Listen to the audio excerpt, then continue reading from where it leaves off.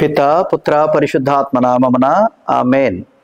ప్రభునందు ప్రియులైన సోదరి సోదరులారా, దేవుని బిడ్డలారా, ప్రియులారా, పరిశుద్ధ గ్రంథ వాక్య ధ్యానమునకు ప్రభు అయిన యేసయ్య పేరిట మిమ్మందరినీ ప్రేమతో ఆహ్వానిస్తూ ఉన్నాను. ఈరోజు మనం ధ్యానించబోయే అంశము మద్యం. మద్యం అంటే మత్తునిచ్చేది. సారాయి, బ్రాండీ, విస్కీ ఇలాంటివి ఎన్నో మానవుల యొక్క ఆరోగ్యం మీద తీవ్ర ప్రభావాన్ని చూపి మరణానికి దారి తీస్తున్నటువంటి గొప్ప స్థితిని ఈనాడు మనం చూస్తూ ఉన్నాం. ఇది గొప్ప స్థితి కాదు, దుస్థితి. కనుక మరి ఇది ప్రపంచ జనాభాలో అత్యధికులను నాశనం చేస్తున్నటువంటిది ఈ మద్యం.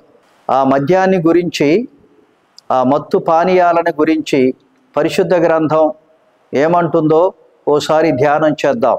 లేవియ కాండము 10వ అధ్యాయము 9వ వచనములో, మీరు ప్రత్యక్షపు గుడారములోనికి వచ్చినప్పుడు మీరు చావకుండునట్లు నీవును నీ కుమారులను ద్రాక్షారసమునే గాని మద్యమునే గాని త్రాగకూడదు. ఒకవేళ తాగితే ఏమవుతుందట? చస్తారు అని. మరణముంది మద్యములో, కనుక మరి దాని జోలికి వెళ్ళకండి అని లేవియ కాండములోనే యాజకులను హెచ్చరిస్తూ ఉన్నాడు. తాగి మందిరంలోనికి రాకండి అని. అలాగే అల్లరి ఉంది మద్యములో, సామెతల గ్రంథం 20వ అధ్యాయం 1వ వచనం, ద్రాక్షారసము వెక్కిరింతల పాలు చేయును, మద్యము అల్లరి పుట్టించును, దాని వశమైన వారందరూ జ్ఞానము లేనివారు. హల్లెలూయా, ప్రైజ్ ద లార్డ్. ద్రాక్షారసము వెక్కిరింతల పాలు చేయును. తాగినోడి పని తక్కిరో బిక్కిరో అంటుంటారు సామెత. మరి ఎటు నడుస్తాడో, ఎటువైపు వెళ్తాడో, ఏం మాట్లాడతాడో, నేలకు అడ్డం దిడ్డం గరుస్తూ ఉంటాడు, మాటలు సరిగ్గా రావు. అందరూ చూసి వెక్కిరిస్తూ ఉంటారు.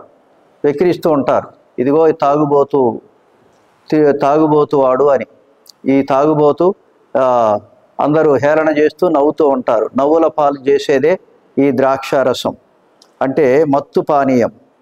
దారిద్ర్యం ఉంది మద్యములో, సామెతల గ్రంథం 23వ అధ్యాయం 20వ వచనం, త్రాగుబోతులను ద్రాక్షారసము త్రాగువారితోనైనను మాంసము హెచ్చుగా తినువారితోనైనను సహవాసము చేయకము, త్రాగుబోతులను తిండిబోతులను దరిద్రులగుదురు. నిద్రమత్తు చింపిగొడ్డలు ధరించుటకు కారణమగును. కనుక మరి తాగుబోతులతో సహవాసం చేయవద్దు. వారితో సహవాసం చేస్తే వారితో పాటుగా నీవు దరిద్రుడవుతావు అని వాక్యం హెచ్చరిస్తోంది. కనుక మరి నువ్వు దరిద్రుడి కావాలి అంటే తాగుబోతు అయితే దాని గురించినటువంటి మనం చాలా వార్తల్లో వింటూ ఉన్నాం. మద్యానికి డబ్బు ఇవ్వలేదని తల్లిని చంపిన కుమారుడు, తండ్రిని నరికిన కొడుకు, మరి వృద్ధులని వారి పెన్షన్ను కూడా లాక్కొని వెళ్ళడానికి మరి డబ్బులు లేవని వారిని కొట్టి రోడ్డు మీద ఈడ్చినటువంటి సంఘటనలు ఎన్నో చూస్తూ ఉన్నాం. మరి మద్యములో అల్లరి ఉంది. ఆ అల్లరి చేసే వాళ్ళు ఉన్నారు, అడ్డదిడ్డంగా నడిచే వాళ్ళు ఉన్నారు, మరి కుటుంబాలలో అశాంతిని రేపే వాళ్ళు ఉన్నారు. నాన్నగారు తాగొస్తున్నాడు అంటే పిల్లలు పక్కిళ్ళకు పోయి దాక్కునే పరిస్థితి ఉంది. ఆ ఇల్లాలు ఆ ఇంటికో ఈ ఇంటికో వెళ్ళి దాక్కునే పరిస్థితి ఉంది. ఏం చేస్తాడో, ఏమవుతుందో అని ఓ ఇల్లాలు కంప్లైంట్ చేస్తూ ఉంది.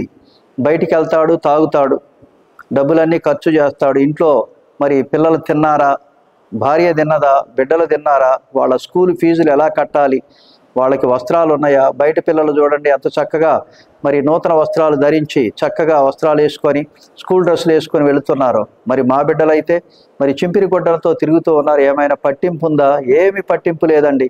మరి వచ్చినట్లు తింటాడు, తాగుతాడు, తిరుగుతాడు, ఇదే ఆయన పని అని ఏడుస్తూ మరి మొరపెట్టుకునేటటువంటి మరి భార్యలు చాలామంది ఉన్నారు మన దేశంలో. కనుక మరి ఆ దారిద్ర్యం ఉంది మద్యములో. నువ్వు సంపాదించిందంతా సారాకే పోతోంది, కష్టపడిందంతా కళ్ళుకే పోతుంది. ఇక బిడ్డలకి భార్యకి నువ్వేం పెడతావు? ఒకసారి ఆలోచించు ప్రియుడా, ఆలోచించు. మరి ప్రియమైన నేస్తమా అని యేసు ప్రభు అంటున్నాడు. మరి అలాగే హేతు లేని గాయం ఉంది మద్యములో, సామెతల గ్రంథం 23వ అధ్యాయం 29వ వచనములో,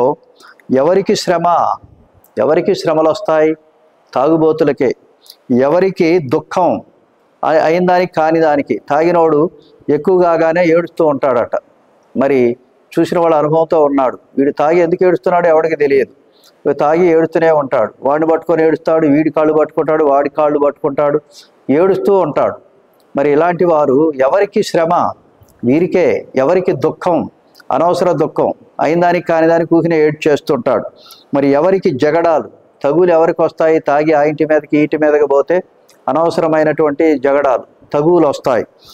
ఎవరికి చింత, మళ్ళీ తెల్లారితే చింత లేదు, తినడానికి లేదు, ఇంట్లో లేదు, తాగడానికి లేదు, తిరగడానికి లేదు, మళ్ళీ ఆ మనాదితో, ఆ మనోవ్యాధితో మరి మంచం పట్టడం. అలాగే ఎవరికి హేతు లేని గాయాలు, ఎవరికి హేతు లేని గాయాలు, కారణమే ఉండదు, అన్ని గాయాలే, అక్కడిక్కడ పడతాడు. తాగి ఆ రోడ్డు మీద ఈ రోడ్డు మీదనో, ఆ కాలంలోనో ఈ కాలంలో పడితే ఎవరో ఫలానా ఆయన, ఇగో మీ ఆయన అక్కడ పడ్డాడమ్మా, లేకపోతే మీ కుమారుడు ఇక్కడ పడ్డాడమ్మా, పోయి తీసుకొచ్చుకోండి అంటే మోసుకురావడం, పడేయటం. అదేమంటే కన్న బిడ్డ కదా, కన్న పేగు, తల్లి ఏమనలేదు, కట్టుకున్న భార్య నా భర్త కదా అని ఆమె ఏమనలేనటువంటి స్థితి. ఎందుకు నీకు ఇవన్నీ వచ్చాయంటే దీని వలన ఎవరికి మంద దృష్టి, చూపు కూడా ఆనదు. తాగుబోతులకి చూపు కూడా కనీసం ఆనదట. కనుక ద్రాక్షారసముతో ప్రొద్దుపుచ్చు వారికే కదా, అంటే మద్యపానముతో మత్తిల్లు వారికే కదా. ఎవరికి శ్రమ, ఎవరికి దుఃఖం, ఎవరికి జగడాలు, ఎవరికి చింత, ఎవరికి హేతు లేని గాయాలు, ఎవరికి మంద దృష్టి అంటే ఈ తాగుబోతులకే కదా. కనుక దాని నుంచి బయటపడు ప్రియమిత్రమా, దాని నుంచి బయటికి రా. నీవు, నీ కుటుంబము, నీ సంఘం బాగుపడుతుంది. ప్రభు హెచ్చరిస్తూ ఉన్నాడు. మరి తాగుబోతులు మోక్షరాజ్యములో ప్రవేశించరు అని వాక్యం అంటోంది. తాగుబోతులు, తిరుగుబోతులు, వీళ్ళంతా మరి పిరికి పందలు, ఎవరు పరలోక రాజ్యానికి వారసులు కారు అని. దుఃఖం ఉంది మధ్యములో, అవరోధం ఉంది మధ్యములో, ఈ మధ్యం అన్ని అవరోధాలే. దుర్వ్యాపారం ఉంది మధ్యములో. ఎఫెసీ పత్రిక 5వ అధ్యాయం 18వ వచనం. మరి వారు ఏం చేస్తారో వారికే తెలియదు. కనుక ప్రియ సోదరీ సోదరుడా, ముఖ్యంగా మన సంఘాలలో చూస్తూ ఉన్నాం. ఇప్పుడు తగ్గింది, కానీ ఇదివరకు బాగా ఉండేది. కానీ ఇప్పుడు ప్రభు పేరిట మేమందరినీ ప్రేమపూర్వకంగా మరి హెచ్చరించేది ఏంటంటే, మీ మద్యపానాసక్తి వలన, మీ మద్యపాన అనురక్తి వలన, మీ మద్యపానం ఎవరో అలవాటు చేశారు, ఆ అలవాటుని మానుకోలేని స్థితిలో ఉన్నటువంటి మీ స్థితి వలన మీకు, మీ కుటుంబానికి అపార నష్టం. తర్వాత సంఘానికి, ముందు నీ బిడ్డలు. నువ్వు తొందరగా వెళ్ళిపోతావు. మరి తొందరగా వెళ్ళిపోతే నీ భార్య, నీ బిడ్డలు ఏమవుతారో ఒక్కసారి ఆత్మ పరిశీలన చేసుకో. ఇకనైనా ఒక తీర్మానం తీసుకో. నేనిక ఈ మద్యపానాన్ని ముట్టను.